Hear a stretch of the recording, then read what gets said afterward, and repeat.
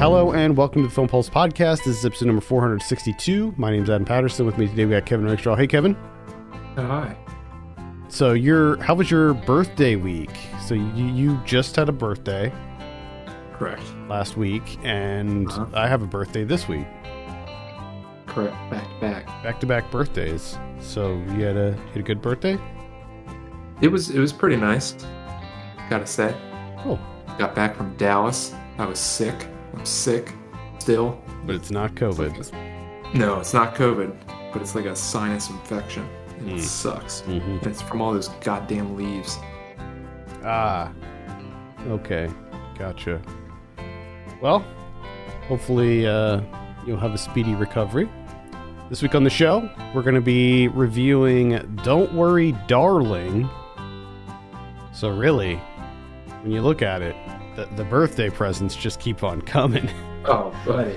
Week after, the birthday celebrations continue. Don't worry, darling. Never ends. This is out now on HBO Max. We'll also be going over some of what I'm watching on the watch list and this week's new releases in theaters, VOD, and Blu-ray. Thank you so much for joining us this week. Please remember to review us on iTunes. That'd be great. Let's go ahead and dive straight into our review. Again, we're talking about Don't Worry, Darling. This is directed by Olivia Wilde. I have a synopsis here. A 1950s housewife living with her husband in a utopian experimental community begins to worry that his glamorous company could be hiding disturbing secrets. Now, I feel like for this one, we might have to do a bit of a spoiler discussion. I feel like we should just say that off the bat, because I also feel that the majority of people have probably seen this, that are going to see it. You know what I mean? Yeah, probably. I think we're kind of late to the party. Yeah, we didn't see it in theaters. And it just dropped on HBO Max. So, yeah, I think we are gonna talk about spoilers. Maybe maybe we can just save them for the end, and then I'll tack them on to the end of the episode. So, in case people don't want to hear any kind of spoilers, we can give them the option. Because I think the spoilers are what it really comes down to in terms of how this movie works. Yeah, I mean, at the end of the day, everything kind of hinges on what's really happening in this movie, and that's really kind of the make or break thing. And unfortunately, for me at least, it broke it. I did not like Don't Worry, Darling. I found myself being terribly bored by it, and I also feel like this is just a movie that we've seen multiple times already, and I feel like it just didn't have anything new or interesting to say.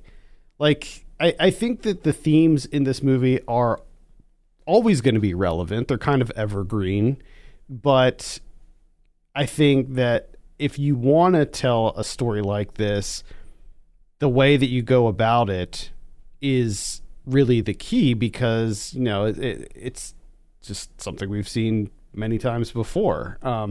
And this movie just feels like it's very derivative of things like Stepford Wives, and just doesn't really add much to the conversation, or it doesn't really add anything new. And also, like, there were just a lot of weird dangling questions I had about the specific plot elements that just didn't make sense to me at all. 100%, yeah.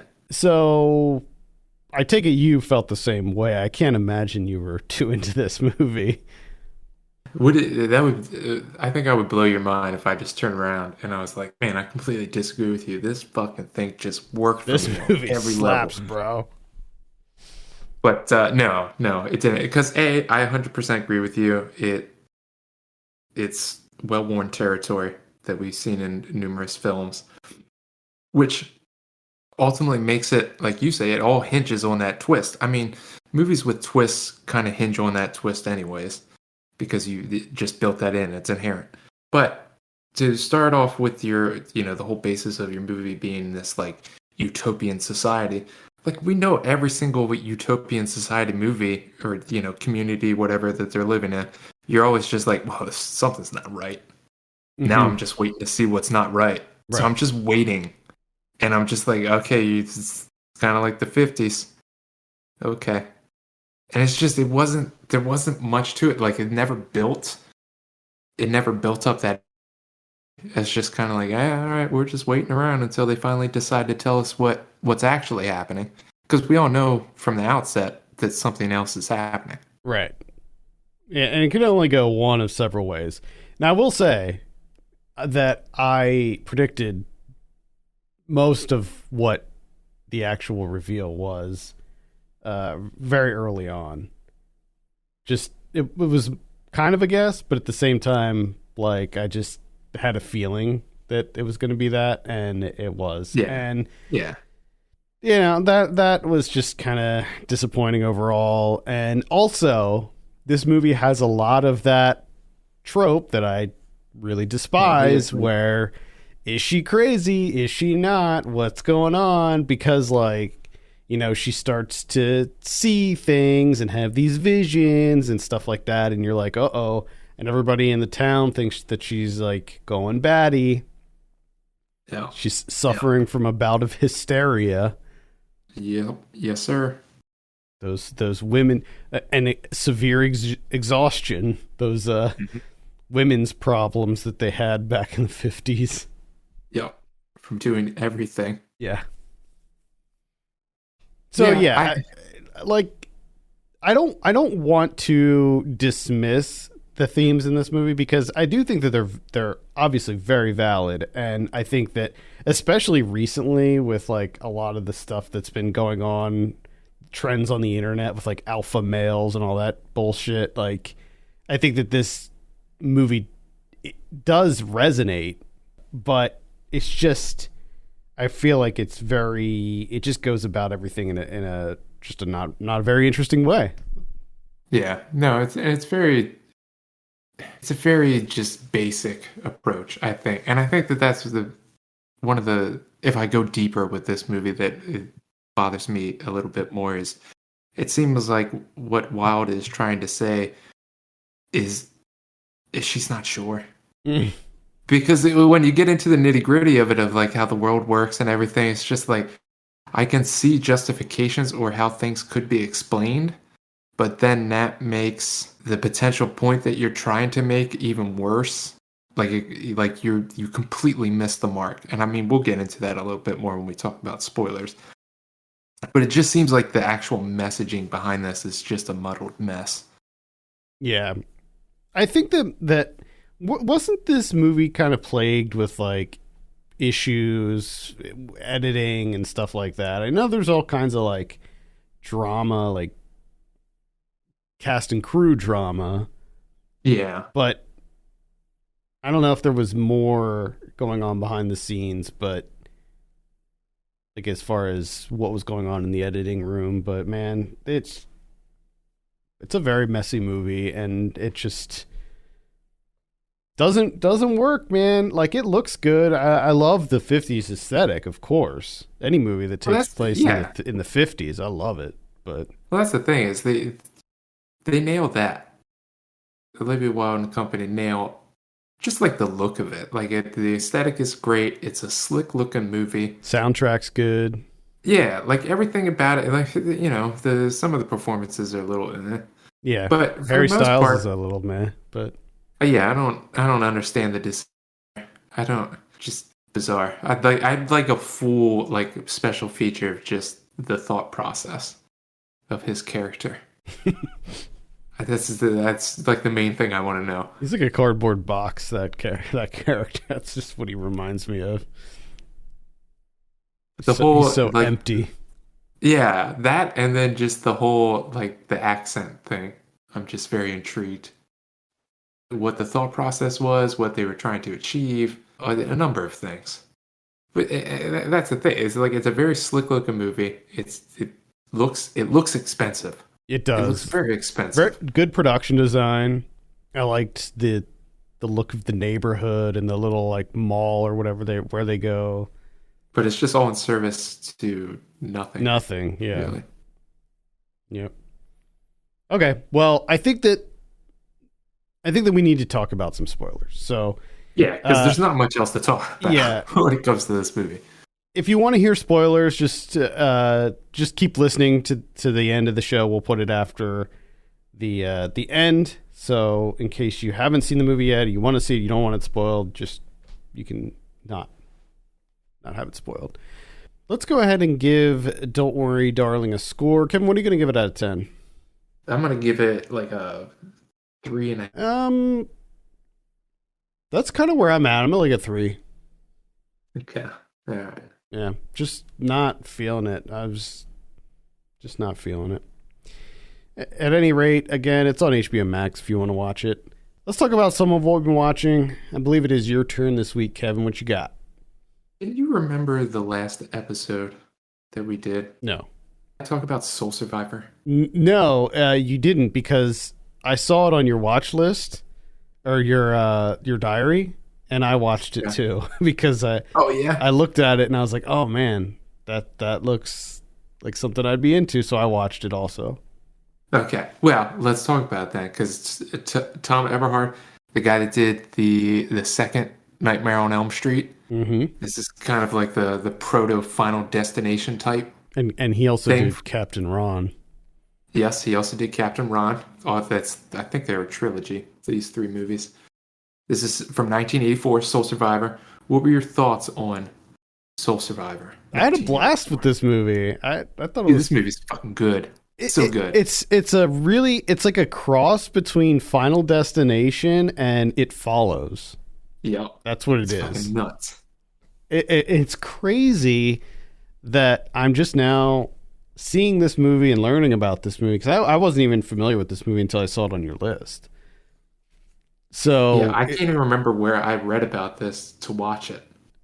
I mean, it's very clearly like this movie had to be inspiration, at least somewhat, for Final Destination, but also, I don't know. I mean, it definitely felt like I was getting very strong It Follows vibes. Oh yeah, because it's got to be Final Destination. I mean, that much alone, because the idea of Soul Survivor is there's a woman. The woman survives a plane crash. She's the only one that survives, right? And which this movie, the way that it's shot is just so unsettling. Just like that airplane crash scene where it's just kind of really scanning like all the wreckage, mutilated bodies, legs missing, people torn in half and shit, and then it's just her sitting in a row of seats. There's so much that was like the filming of certain things is just impeccable. It's just so unsettling. So you have that, like that's Final Destination. Almost. Yeah, and then because she got away from death comes after her. The only difference here is that it's like in the form of dead people. Like death inhabits other people who have died. One of the things I didn't really get, though, was why all of those other people got killed. Like, it sucks for them basically just being at the wrong place at the wrong time. Just being in this woman's orbit gets them killed. Yes. Yeah, it is. It does seem like death is... It seems like he could be more efficient. I mean, I guess... He's like, well, okay, this person didn't die, so what I'm going to do is kill them and any single person that knows about it. Yeah, I mean, just focus on the one thing. Yeah, I guess it's like killing all of these other people to like try to get at her in a more efficient way, but it's kind of weird. It really just sucks for a lot of those people, like the doctor and the neighbor girl. Like they just man, unfortunate. But I gotta say, it's on Shudder, and now I've 2 for 2 on top Everhard movies, and both of them are fucking great. Also, I liked how this ended. Like they didn't. Oh yeah. They didn't fuck around with the ending here. Not at all. Tom Everhart, he did Nightmare on Elm Street? The second, right? The second one? Was that Tom Everhart? Pretty sure. Or am I thinking of a different movie that he did? He did Night of the Comet. Which, if you haven't seen Night of the Comet, have you seen Night of the Comet? Oh yeah. Oh yeah, you saw it. I see that. I love that movie. No, he didn't. Who's the one that did that? Because I watched their other movie too. Oh, they're the one that did The Hidden. Hidden, That's yeah, right. yeah. See, I'm getting the movies confused. That's why I thought I talked about it before, because I'm getting it confused with The Hidden. Yeah, Jack Shoulder is the guy that that's right. That's right. did the second Nightmare on Elm Street and The Hidden. There we go. Got it figured out. Huh. All right. Well, sticking with the '80s horror theme here, I saw one. I saw one by Gorman Bichard called "Psychos in Love" Uh-huh. from 1987. This is a shot on video SOV movie that is it's kind of weird. Like, I don't really know what's going on with this movie. It felt like it was supposed to be sort of a dark comedy because there was a lot of like kind of goofy stuff, but at the same time, it was tonally just really kind of off because it was about these two serial killers who fall in love with each other. But like part of the movie is kind of shot like a documentary. Like they break the fourth wall. There's like confessional style interviews with them at certain times. And it's weird, man. But I enjoyed it overall. I think it was kind of fun. And I saw this on YouTube. That I was able to find it on YouTube. Of course. So yeah, it's a very like it's very low budget. It's weird. I don't know how else to describe it. It's just worth a look, I would say, just because it's on YouTube. Watch like the first 10 minutes of it, see if it's your thing. But yeah, that's Psychos in Love. Interesting. I guess I'll keep with the older horror movies. This is from the 70s, 1977 to be precise. Michael Winter's The Sentinel. Oh. So this is kind of like a Rosemary's Baby knockoff, but not entirely. It's about a model played by Christina Rains, who is. It seems like she's about to get married to Chris Sarandon, but she's like, I want to get my own place. So she finds her own apartment, just so she has somewhere to go to. So she finds this apartment building. Of course, it seems too good to be true. Soon finds out that maybe it is, because there's all these weird people living there, and they're creeping her out, and they're just fucking weirdos. She doesn't like it. So she goes to the landlord. She's like, these people are driving me crazy. Can you do something? And of course, that's when she gets hit with the, hey, no one's been living there for 5 years. And she's like, oh, shit. Except for one other guy. There's a priest that lives on the top floor. He's like blind and deaf, but he's been there forever. But, he's not doing anything. So she's like, what the fuck is going on here? And it's one of the things that I thoroughly enjoy in a horror movie, and that's Catholic conspiracies. Mm-hmm. I love a good Catholic conspiracy that, supernatural stuff with demons and devils and that kind of thing. And the only thing I can say is that it's slightly disappointing because it's not as gory or unsettling that I thought it was going to be. It's more of like a procedural type film. There are like one or two spots where it's a little bit creepy and they do some good effects work. But other than that, but like the story itself, like when you start thinking about like what happens and what it means and everything, it's kind of a fucked up thing, especially with the way it ends. But it's like a light recommend from me if that's really your jam, that type of thing. And of course, it's got a bunch of people in it, like Chris Sarandon. You got Jerry Orbach, like he's like 30 years old in this. He's got a mustache, full head of hair. You got Jeff Goldblum. Christopher Walken plays like a detective that doesn't really do anything or say anything. He's just there. So it's a light recommend. All right, that's The Sentinel.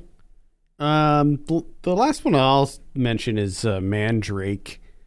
This came out this past week. It's directed by Lynn Davison. This is on Shudder. So this is it's an Irish sort of a folk horror movie. Uh, it's sort of in the same vein as Kill List or one of those other ones that kind of straddles the genre of like crime thriller and horror, and so it involves a woman who's a probation officer, and she's assigned this new person who was suspected of being a witch, and she killed her husband, and she just got out of prison. And right when she gets out of prison, these two children go missing in the woods near the lady's house, and it sparks up a lot of like theories about, did this woman have something to do with the disappearance? But then some pretty major revelations happen. Things start to get violent. Things start to get a little weird, a little bit surreal, not too surreal. Yeah, overall, it's decent, but it's like kind of straight down the middle for me. Like there wasn't really a lot here that I felt was bringing something new to the table. I liked the characters, but the overall narrative was just like, it was just meh.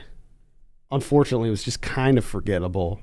So I can't really recommend Mandrake, but if you're looking for a new folk horror, it is on Shudder.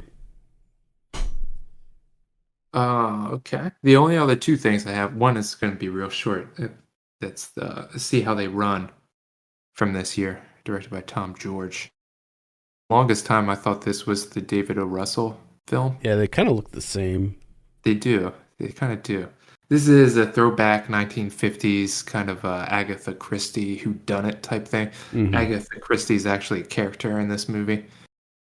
So I enjoy those.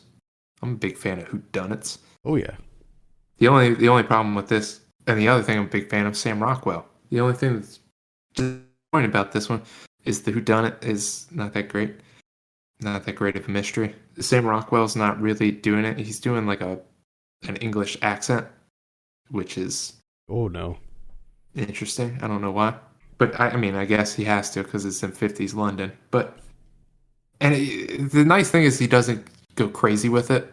But the problem is his character is like so like muted because he's kind of like a sad sack type guy. So you're just kind of like, well, I'm here for Sam Rockwell, and this is not the Rockwell that I want. This is the sad sack Rockwell, and that's not a fun guy. I don't want to be with him. So that's a disappointment. And the biggest thing for me is that, like, this movie just tries to be way too clever. Like at the beginning, it's kind of telling you exactly how whodunits work out, and of course the movie works out exactly the way that it's telling you that it's going to. And then throughout the movie, they'll be talking about, because they're trying to turn a play into a movie, and they're like, oh, well, we want to change the play that the ending's like this. It's a big shootout, da-da-da-da-da. And you're just sitting there thinking, well, I know that that's how the movie's going to end. Because, you're trying to be quote-unquote clever. So, of course, when the ending comes, it's exactly what they said it was going to be. So it's like, it's constantly telling you what the movie's going to do, like, as it's doing it. And it's just like, this isn't fun, really. Like, you're kind of ruining the movie for me. It's like you're reading the Wikipedia page to me as I'm trying to watch it. But you're the movie, and you're doing it. Like, stop. And it's just, they fully committed to that, and it got irritating after a while. The only other thing that I watched is I finally got around to watching Superior, the full-length debut from Aaron Vasilopoulos, who did a short film called Superior back in like 2015 or something like that I thoroughly enjoyed. Finally got around to seeing it fleshed out into a debut film, feature length. This is on Criterion Channel, and I really dug this one. This was just like operating on all the modes that I wanted it to, for whatever mood I was in at that moment. We just clicked. because I love the music, I love the cinematography, the overall tone and atmosphere of it, just everything about it. I thoroughly enjoyed. I liked this one too. I saw this a while ago, and I really loved the just the look, man, the aesthetic, this like kind of 80s, like it looks so good. It's Yeah. one of those movies, like in terms of visually how it looks, it's refreshing. There's not a lot of people making movies like this. was it shot on 16 millimeter? I mean, it looks, if I remember correctly, it was like pretty sure it was shot on film, but yeah. I'm not sure. Whatever it's shot on looks beautiful.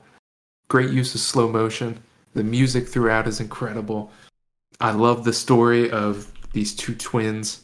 One twin sister comes back home because she's kind of like on the run, and then they kind of switch places to, just switch things up to make their lives easier. And then, of course, that comes with its own set of ramifications. And it kind of has like a mystery aspect to it, thriller aspect to it, but not really. It's not fully in that vein, but just like a light toe touch into it. I enjoyed it. Yeah, confirmed 16 millimeter. Oh yeah, there you go. Beautiful. Yeah, lots of really nice deep colors in this. A lot of reds. Love it. Love that look. All right, let's take a look at what we have in theaters this week. We got She Said. I think that's is that a Harvey Weinstein thing, I think? I think so. Yeah, I'm pretty sure it is. And then we also have The Menu, which I'm actually kind of interested in this one. This is the one with Anya Taylor-Joy and Nicholas Hoult and Ralph Fiennes. Mm-hmm. You interested in this one? Slightly. Yeah, I'd say slight interest. Yeah, not huge. I'm not like chomping at the bit to see it, but I'm curious. On VOD this week, let's see. On the 14th, we have Stutz, which is going to be on Netflix. That's the one. That's the documentary directed by Jonah Hill. We have on the 15th, we have Christmas in Paradise. This is sure to be a new holiday classic, starring Kelsey Grammer, Elizabeth Hurley, and Billy Ray Cyrus. Wow. You know what's interesting is that Elizabeth Hurley is in Christmas in Paradise, which is coming out this week, and then in like 3 weeks, she's in a movie called Christmas in the Caribbean. She's having Christmas everywhere. Yeah. She's loving these tropical Christmases. She must be. She keeps doing them. On the 16th, we have The Wonder on Netflix. I don't know if I mentioned it, but Stutz is going to be on Netflix also. Yeah, you started with Stutz. You just wanted to say Stutz again. Yeah, but I didn't know if I had mentioned the Netflix thing. Ah, gotcha. The Wonder is a period piece with Florence Pugh, and it's about a girl who doesn't have to eat, so she's not eaten in 4 months, and Florence Pugh is brought in to examine her for 15 days. Could be interesting. I don't know. Never know until you watch it. Yeah, I don't know. I don't know, man. On the 17th, we have Christmas with You on Netflix. Yes. Get ready. Get ready for the Christmas glut coming out. It's coming. This is one with Freddie Prinze Jr., I believe. Oh, wow. Yeah. Also on the 17th, we have I Am Vanessa Gillen, which I believe is a documentary. And then on the 18th, we have Missing. This is a South Korean crime thriller. This might be what I suggest that we cover for next week. We have Belle and Sebastian, The Adventures Continue. Elephant Refugees. Fisherman's Friend, One and All, which is a sequel to the the hit Fisherman's Friend. Oh, of course. Of course. Did you ever have Fisherman's Friend throat lozenges? I'm pretty sure. Because they're the best. You got a tickle in your throat? Grab some Fisherman's Friends. Because have one. I have one right now. A tickle? No, I got a tickle, buddy. Oh, man. You got to get yourself some Fisherman's Friends. And also, Fisherman's Friends is available on Tubi. Oh, there you go. Also on the 18th, we have Mickey, the Story of a Mouse on Disney+. Plus. By the looks of it, that's a documentary about Mickey Mouse. Okay. We also have Bad Axe. That is also a documentary. We got The Last Manhunt. That looks to be I was going to say a Saban Films. It doesn't look like it is a Saban Films, but it's a Western with Jason Momoa. On Blu-ray this week, we have Reservoir Dogs coming out in 4K. Got Death Game from 1977. Wayne's World is coming out in 4K. Used Cars from 1980, also getting a 4K release. Pearl is coming out. An Elvis movie, Blue Hawaii, that's coming out in 4K. 3,000 Years of Longing. I would recommend that if you haven't seen that yet. Light recommend from me. Jeepers Creepers Reborn. I don't think that is directed by Victor Salva. At least I hope it's not. It's not. Hopefully not. It's not. R.I.P.D. 2. Rise of the Damned. Yeah. I mean, the first R.I.P.D. didn't do well. Is, I think, giving too much credit. I don't think to not do well. Like, it did terribly, didn't it? I thought it did horrible. I know it got horrible reviews. I'm not sure what it did money wise, but somehow it got a sequel. Right. I was thinking so just a little spoiler for this month's Saved by the 90s. We're watching Air Force One, and I thought, why don't they make an Air Force 2? It seems perfect for a straight to DVD thing. You call it Air Force 2, and it takes place on Air Force 2, the helicopter. Yeah. Perfect. Yeah, there you go. I mean, that movie writes itself right there. Oh, yeah. And someone's getting thrown into those blades. Absolutely. Come on. Maybe more than one. Maybe at least two. What if it's 5 people get thrown into the blades just over and over? Just people getting chopped up by the blades over and over. It's not even like a thriller or anything. It's more like a series of mishaps where people keep falling into the helicopter blades. There you go. Whoever made, I don't know what studio put out Air Force One because I haven't watched it yet, but whoever did, Air Force 2, let's make it happen. We could set up a GoFundMe or something to get that made. All right, we also have Jerry and Marge Go Large. That was a fun, light little comedy. The Inhabitant, Black Snake Moan is getting a new release. Airplane 2, the sequel. And that's pretty much it, other than Christmas in Paradise, of course. What do we got on Criterion's this week? We got one. That's it. But it's, kind of a box set here. The Infernal Affairs trilogy. You can get all 3 of them in one box. Now, for those of you who are not familiar with this, the movie The Departed was a remake of the first Infernal Affairs. Correct. So if you liked The Departed, maybe you should check out the original, because it's quite good too. Yes. Not going to say it's better or worse than The Departed, but it's still really good. Hell yeah. 100%. I haven't seen. I didn't see part 2 or 3. At least I don't remember seeing part 2 or 3. Oh, it's been so long. Yeah, I don't remember seeing the sequels. Maybe I did. I don't know. Cool. Well, definitely check that out. I think that's going to do it for this week. Thank you so much for listening. You can send us your questions and topics to podcast@filmpulse.net. You can follow us on Twitter @filmpulsenet and @filmpulsekevin. And if you have a minute, consider reviewing us on iTunes. That'd be great. For Kevin Rakestraw, my name's Adam Patterson. We'll see you next week.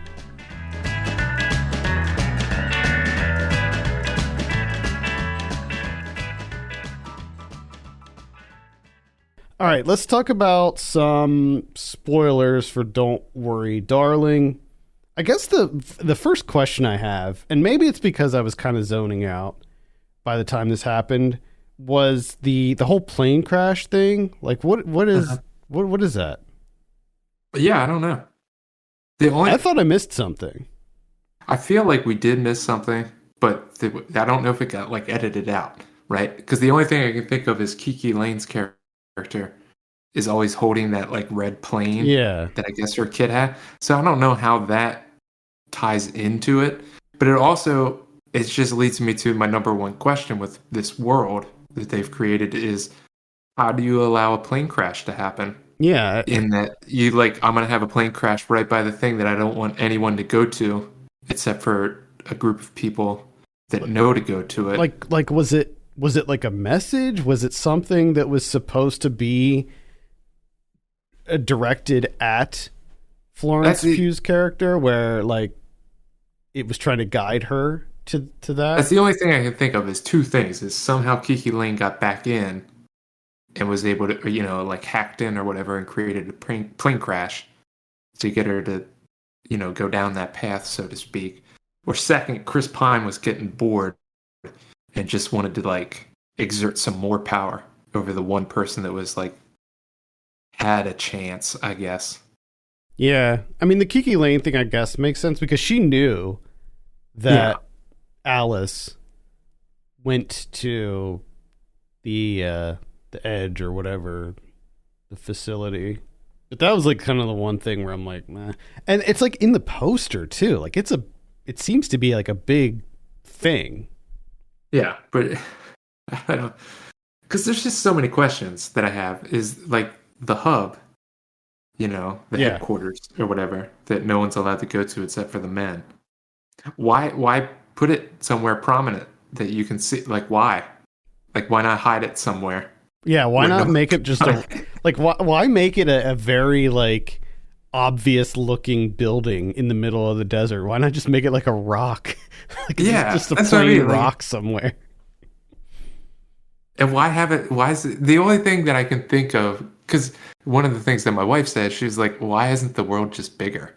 Like, why is the neighborhood so small? Like, you make this super small town, and then there's an obvious like headquarters right there that's like up on a pedestal. And the only thing I think of is like, I guess maybe he doesn't have the bandwidth or like the server capacity. Well, I don't even know why you would need. Why would you even need anything there? You know what I mean? Like, if it's supposed to be this like metaverse type thing, couldn't you just have the men drive out into the middle of the desert and log out? Like, why does it have to be something that's like physically represented in the world to begin with? That's what I mean. And the only thing I can think, and this is where it gets into trying to parse the messaging of this movie. Because the only thing that I can think of to justify it is, okay, you have, obviously Chris Pine plays kind of like a Jordan Peterson or one of those types of like alpha male, one of those types, right? Oh, yeah. And he's created this world and he has his followers and everything. His little podcast. His little podcast. And he has followers that are, smashing that like button, I guess. And so he and his bros, I guess, are creating the world, which there can be your justification of like, okay, there's a little dig of men trying to, create something very large and the logistics of everything and all the planning, which usually doesn't go well. So that could be a justification. But you undermine the fact that like the women can't figure it out. Yeah. So it ends up making them look even worse. But that leads me to another question that I had, in that how many women did know what was going on here? Because we know that Kiki Lane knew, Olivia Wilde knew also. She chose to go in there. Yeah. I guess Chris Pine's wife in this, played by Gemma Chan. I guess she knew, considering the fact that she just randomly kills him at the end. Yeah, she's just like, you know what? This is mine now. That was kind of something that seemed to happen out of nowhere for no apparent reason. And it seemed like after the scene when Alice kills Jack, it seemed like, and she was like outside, and all the women were kind of like looking at her. It seemed like they were kind of figuring it out or something, but it was never clear, like who, if they all knew or if none of them knew, or were they even real? Were all of them even real? Because the children apparently were not real, and there's way too many like dangling questions. Like when you open up something like that, especially at the end when you do the reveal, there's just entirely too many like logistical questions that are raised. And I get that like these are nitpicks that like you shouldn't really think about because because it's overshadowing the larger themes, but at the same time there's so many of them that you're just like, what the fuck's going on here? Well, is that some of the logistics of it, like, yeah, you can justify them as nitpicks or whatever, but the logistics of it do play into the messaging. Like they're kind of linked. Yeah. You can't untangle them. So to just drop it at the end, where to me it was like, like I said, I'm waiting to find out what the twist is, because I know the utopia is never a utopia, and it's, we've seen a couple of films like this before, so something's off right off the bat. You're just waiting around, and then they finally tell you, and you go, oh, okay, yeah, that makes sense, because it's just like all these other films, but we just updated it to the current times with current technology. So yeah, bravo, good idea. You just took a movie and updated it for the time. Gotcha. And then it just ends, and you're like, okay, well, you really didn't explain that much of it. Yeah. Yeah, very disappointing overall. I think that there's just not enough here. Like, it just wasn't. It's too many questions. Yeah, and there's so much more to it, as like, why do you actually need like, why can't Harry Styles just log in or jack in or whatever, and then just have a fake woman there? Like, you can make fake kids, make a fake woman. There you go. Then you don't have to pay for two people to have it. That's just bad money management. Well, I guess the whole thing is like the dominance factor is like, I want my wife to have dinner ready when I get home, but it's not good enough to just have a fake wife. You want to actually control your real wife. Very true. But it seems like you should be able to. I think like one of the fatal flaws of the whole concept is maybe don't make your characters be able to be killed in the world. Yeah, I know. Like, why is that a thing? If they die in the world, they die in real life. Like, it's like the Matrix or something. It's exactly like the Matrix. The thing that I predicted was that it was modern day, because like immediately when they showed how like insulated this community is, like out in the middle of the desert and stuff, I was like, I bet this is modern day. Yeah. Oh, we got a village situation going on here. Yeah, and I also found, just in like a filmmaking aspect, the half remembered flashback type thing, that was kind of irritating. So it just kind of kept happening throughout, and they really didn't add anything. Like, I already know something's up. Yeah, you don't need to keep giving me, and a lot of it was just repeated. That goes along with the whole "is she crazy" trope that I can't stand at this point. So yeah, that didn't work for me either. All right, any other spoilers you want to talk about with this?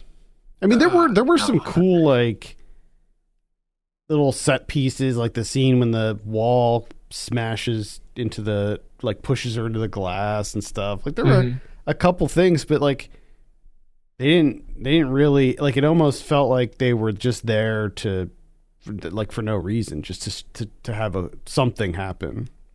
Yeah, and I'm far more interested to see too, like, in terms of how this world works and how they exert control. And it was like, how is there not one woman that says, I don't want to do this anymore? Like, because they kind of showed that Florence Pugh's kind of getting the whole, like, oh, she's being suffocated, and we're going to show you because she's going to wrap saran wrap around her head Mm-hmm. to get the point across. Like, what happens If if, they just try to, for his viewers, yeah, they're just like, you just know try what, to leave. I'm not going to cook. Yeah, I'm not going to cook today. Let's order takeout. There's no takeout though, it seems like. Nope. But what happens then? Like, how do they get them back in line? I To guess it's like what happened to her, where they do something. They like do some electroshock or whatever. yeah, but like it's like Olivia Wilde just knows like, oh, electroshock was the thing in the 50s, but you don't come out of electroshock just being like, oh, I'm completely normal and I just want to do things now. Yeah, I want to be a submissive wife now. Yeah, that doesn't have like you just like you're not a person anymore if it's done too many times. Yeah, I mean, I appreciate what this movie is going for. I just think it missed the mark, It's just a bit of a mess. which is a shame because I like Olivia Wilde, I like Chris Pine, I like Florence Pugh, I like Kiki Lanes, and Nick Kroll's in here, I like him. And I Some, do gotta say, talking about like utopian communities or whatever, where like this isn't paradise. I like those movies. Mhm. Even though when I know something's up, I still like those movies. So do I. just, Yeah, I like the idea of it. yeah, same here.